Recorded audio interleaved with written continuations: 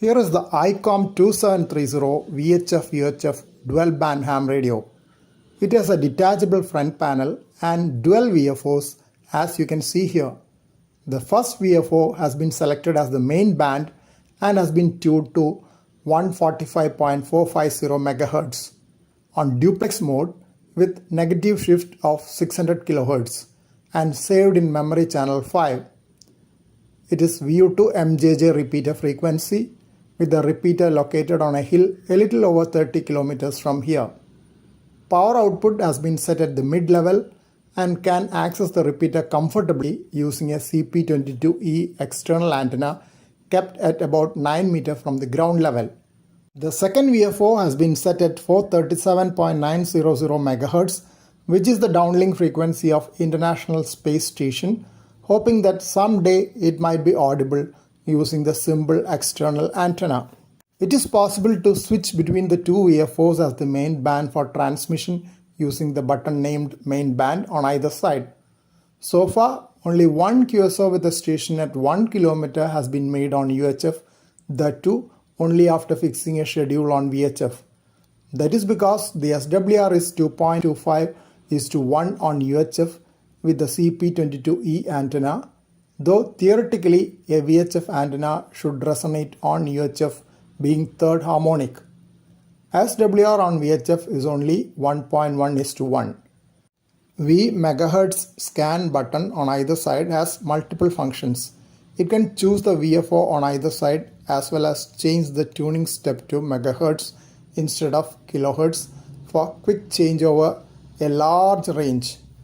Scan button can scan the whole band or specified regions.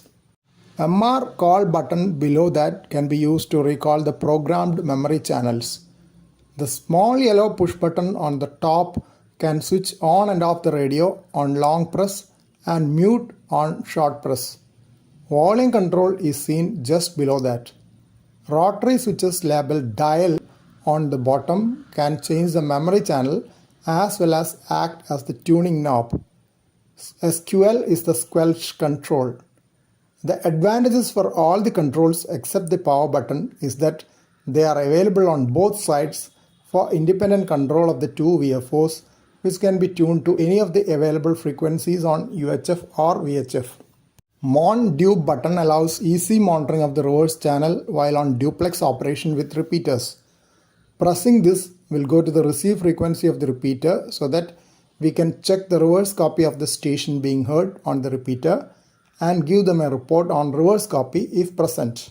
This will also tell us whether we can move with the station to simplex operation on another channel when a local net is going on in the repeater. Pressing the low DTMF button toggles between low, mid and high powers easily, which you can use when the copy is difficult for the station to see if copy improves by increasing power. It is also helpful to find the minimum required power for a good contact. Menu button gives access to the programming menu for programming the memory channels and numerous other functions which are difficult to remember and is better done with the manual at hand. The hand mic with PTT has a keypad which can be seen partly in this video clipping. It can be used for keying in the frequency and many other functions which can be found from the operating manual. The detachable front panel enables mounting it in the dash of the vehicle conveniently, while the main part of the radio can be kept at any other part with access to the battery. Antenna socket at the rear panel is an SO239 connector.